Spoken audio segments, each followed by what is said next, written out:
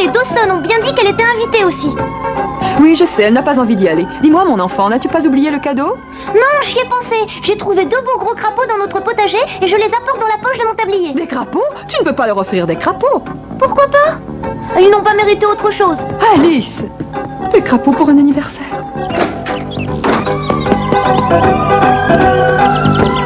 Benny Bunny!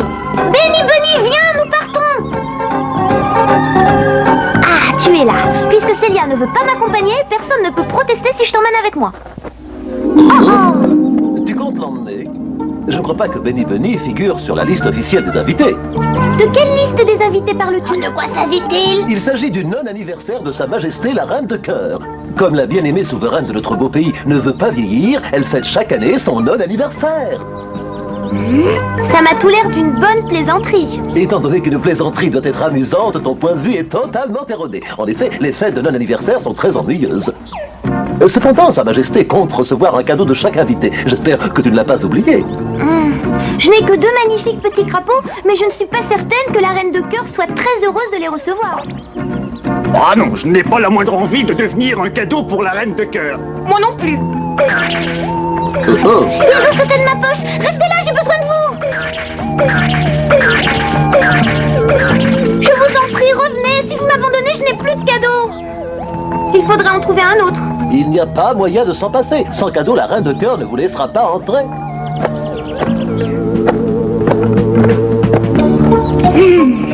Il vaudrait mieux cette fois trouver un cadeau qui ne s'enfuit pas en entendant de quoi il s'agit. C'est juste. Benny Bunny, passe devant et essaie de t'introduire dans le château. N'en ferai rien.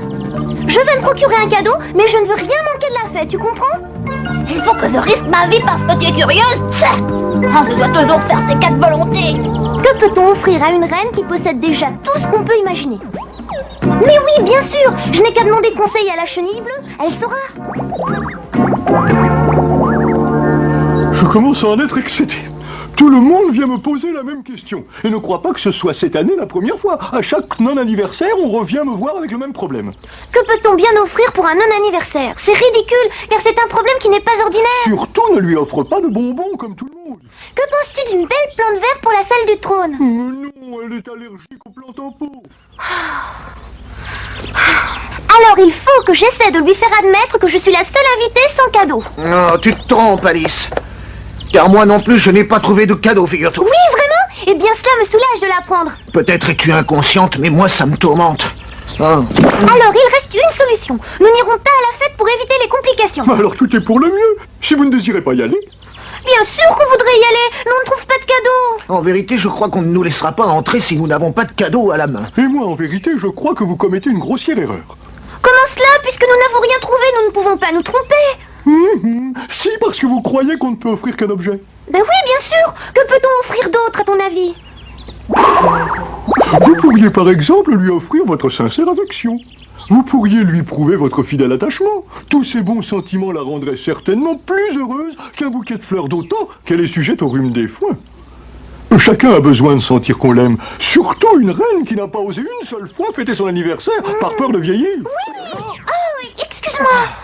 C'est vraiment une excellente idée. On appellera ça les cadeaux du cœur. D'accord, mais il faut qu'on invente la bonne façon de les présenter. Tu ne pourrais pas par hasard faire de la magie? Un numéro de magicien est toujours apprécié. Si, un peu, mais je ne sais pas si ce sera suffisant. Tu devines qu'un public royal doit être exigeant, d'ailleurs. Tu en as fait l'expérience. Oui, je connais les goûts de la reine et je suis persuadée qu'elle appréciera beaucoup. Tu verras, nous lui offrirons le plus beau cadeau de son non-anniversaire.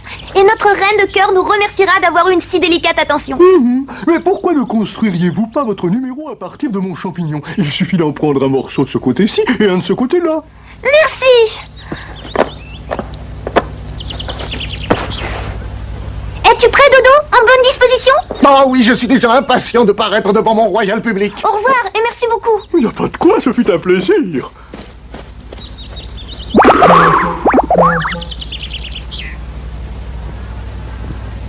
Heureux anniversaire, heureux anniversaire,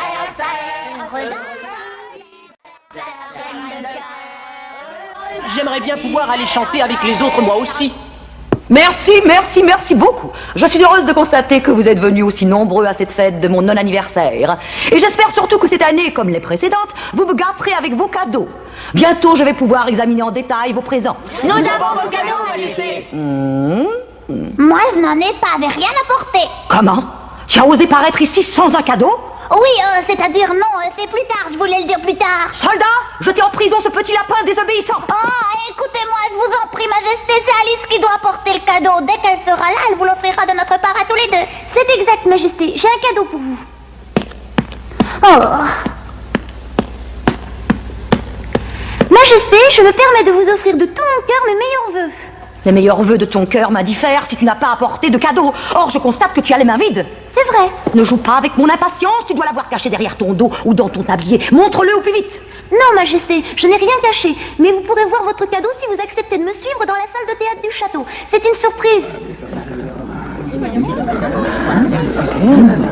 Pourquoi sommes-nous tous ici? Y aura-t-il un concert? Alice est la seule qui puisse répondre à cette question, mon fils. Majesté, mesdames et messieurs, j'ai le grand honneur de vous présenter le cadeau que nous offrons à Sa Majesté pour son non-anniversaire. Vous allez applaudir le plus grand magicien du pays des merveilles. On m'offre un magicien, ça c'est une merveilleuse idée. Cher public, puis-je vous demander d'accueillir chaleureusement notre artiste de ce soir? Applaudissons Dodo. Non, que signifie cela?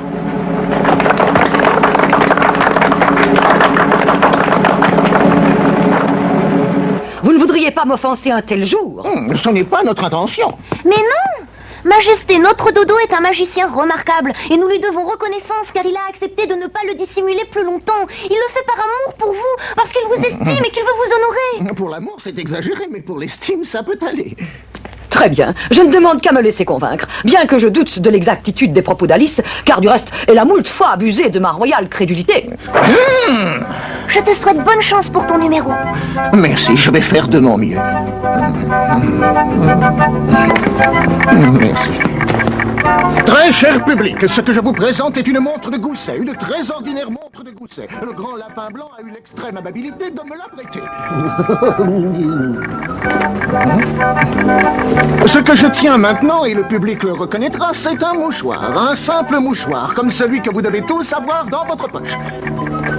Je connais ce truc-là, c'est vieux. Tu vas placer la montre dans le mouchoir et tu vas faire croire qu'elle disparaît. Mais en réalité, tu l'auras dans ta manche.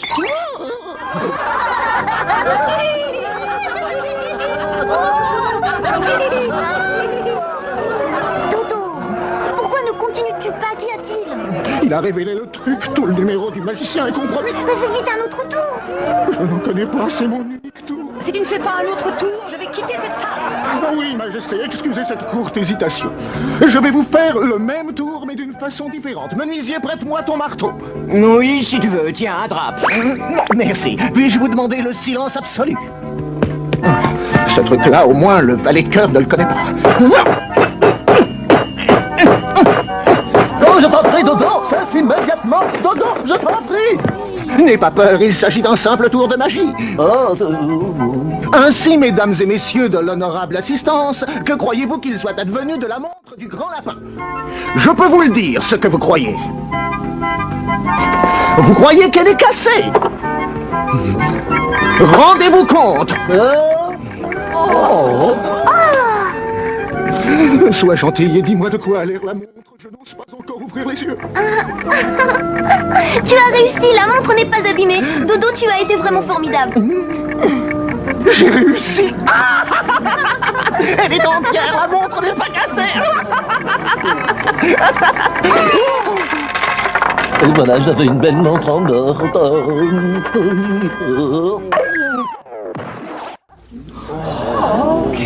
Je m'en doutais que ça finirait ainsi. Ça ne pouvait pas réussir. Comme je n'apprécie guère de laisser gâcher cette journée en mon honneur par une exhibition de dilettante, je décide de vous envoyer en prison sur le champ. Petit lapin, cette invitation au cachot est également valable pour toi, mon ami. Ne t'imagine pas que tu vas t'esquiver. J'ai de très bons yeux.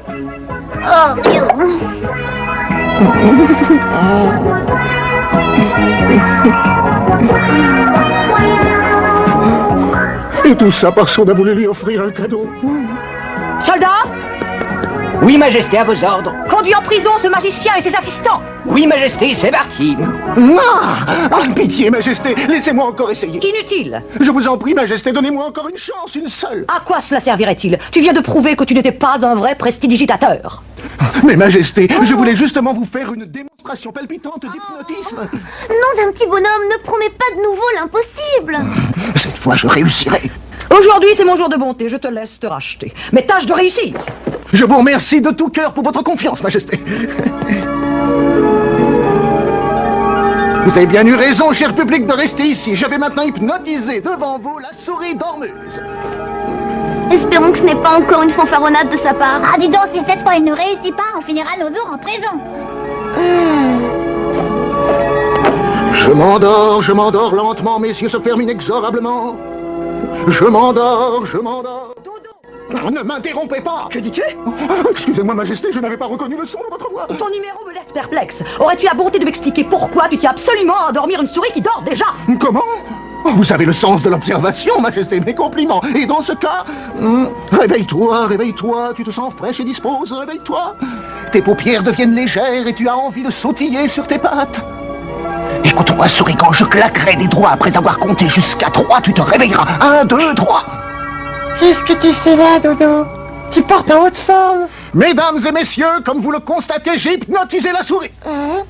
Comme j'ai bien dormi, je rentre à la maison. C'est tout simplement ridicule. Cette souris s'est réveillée d'elle-même, voilà tout. Je me refuse à appeler cela hypnotiser.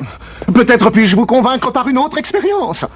Tu es une grenouille, tu es une gentille grenouille. Tu ne me reconnais plus, Dodo? Tu es une grenouille, tu as compris? Ah, très bien, si tu y tiens. C'est cette comédie, tout cela n'a rien à voir avec l'hypnotisme. Oh, je vous en prie, Majesté, venez sur la scène, vous verrez. C'est injuste, vous méconnaissez mon génie de magicien. La jeune fille et le petit lapin, même destination? Oui, suis-nous sans discuter.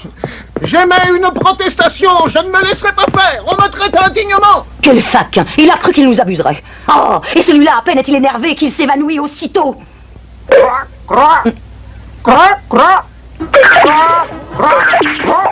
Oh, qu'elle est mignonne, cette petite grenouille. En fait, de grenouille, c'est la souris dormeuse. Colotte de la rue! Attrapez la souris et jetez-la en prison! Voilà de la compagnie. Amusez-vous bien. Tu as réussi ta séance d'hypnotisme, Dodo. La souris s'est prise pour une grenouille et a créé une grande confusion autour de la reine. Allez, viens.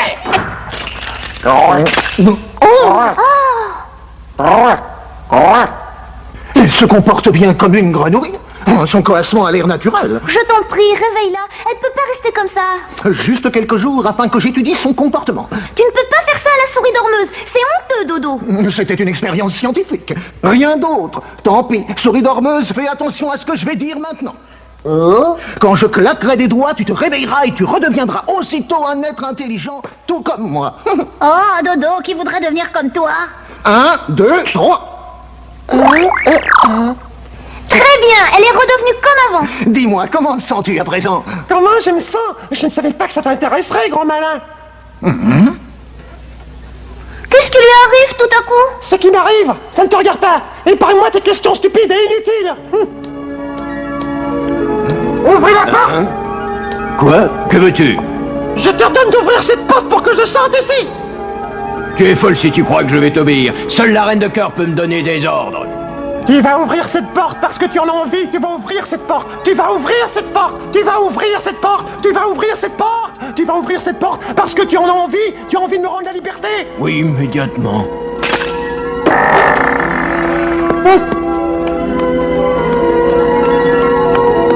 Merci. Elle ne s'est jamais conduite de cette façon-là. Qu'y a-t-il? Non, j'en suis surpris moi-même. Non seulement elle donne des ordres, mais on lui obéit sans discuter. Elle a totalement changé sa manière d'être. Pas d'étonnant. Comment? Explique ce que tu veux dire. Quand Dodo a voulu réveiller la souris qui sous hypnose te croyait une grenouille, il lui a dit... Tout comme moi. Oui, et toi, que faisais-tu? Tu t'amusais à hypnotiser les autres. Cela signifie que la souris dormeuse peut à son tour hypnotiser. Oh là. Et cela signifie que nous pouvons nous attendre à avoir de grosses difficultés. Peu importe comment, mais nous devons vite sortir d'ici. Levons notre verre pour boire à la santé de la reine de cœur. À la santé! Chers amis, je vous remercie de tout cœur et j'espère que vous vous amuserez.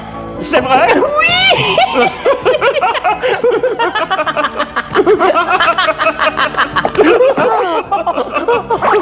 Impertinent!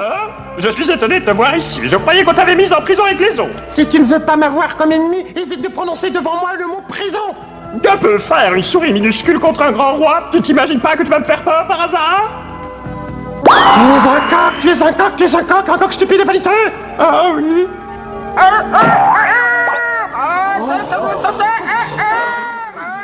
Oh, mon gros, tu ne te sens pas bien? Mais si! Ils se sentent comme tous les coqs stupides et vaniteux! Que fait cette souris sur cette table? Tu l'avais mise en prison!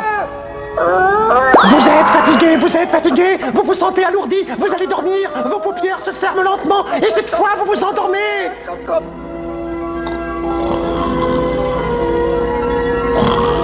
Il dort comme une marmotte. Heureusement que la chenille bleue a pensé à nous donner 2 morceaux de champignons. Est-ce que ce champignon a bon goût? La question n'est pas là. Oh, j'aurais pu m'en servir sur scène, je me serais épargné le mal de faire de l'hypnotisme. Soulève-moi le plus haut possible. Oui, je le fais volontiers.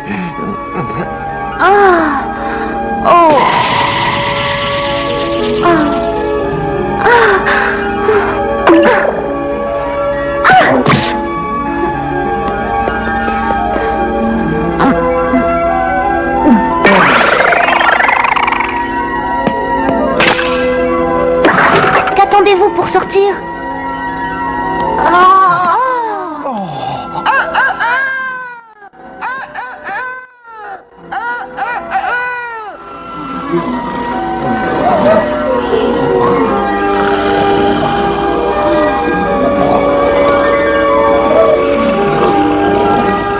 C'est la souris dormeuse qui les a hypnotisés. Oh oui, pour peu qu'elle fasse rien de plus grave.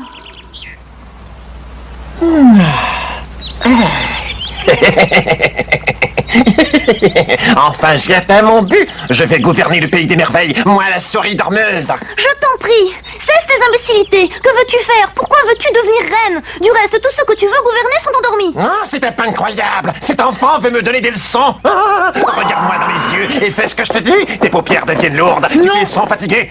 Laisse-moi m'occuper de la souris dormeuse. Crois-tu que tu pourras réussir? Mais oui, va-t'en vite. Bon. Bonne chance, Dodo.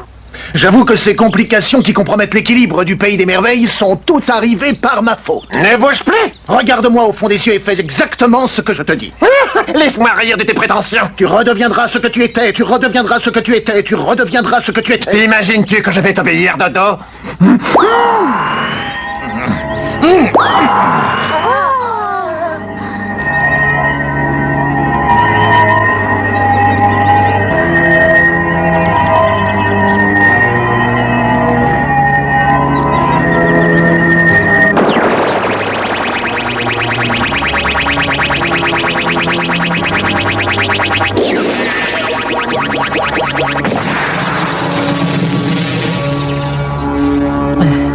Tu as l'air d'un poulet sur un perchoir. Peux-tu me dire ce que tu as?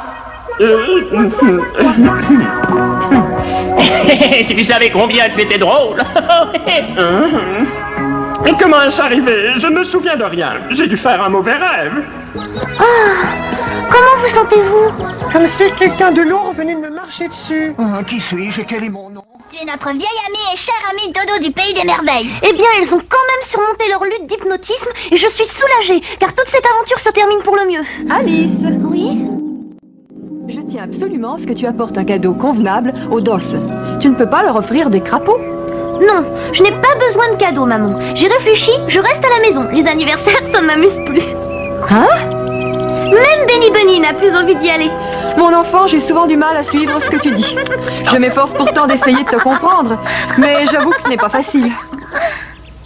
La prochaine fois, nous vous raconterons ce qu'Alice imagine au sujet d'un petit singe. En effet, à peine est-elle arrivée en rêve au pays des merveilles qu'elle constate la disparition de Schnurps, le singe préféré de la reine de cœur. Alice se propose pour aider à le rechercher, et du reste, elle arrive à le dénicher. Mais Schnurps ne veut rien savoir pour se laisser attraper. Il sait pourtant qu'il était bien traité par la reine de cœur. Il avoue volontiers qu'il s'était habitué à elle, qu'il l'aimait bien, et qu'il n'avait pas de reproches à lui faire. Malgré tout, il refuse de revenir au château. Même le grand lapin blanc n'arrive pas à le convaincre. Nous vous expliquerons la prochaine fois les raisons de l'attitude du petit Schnourps.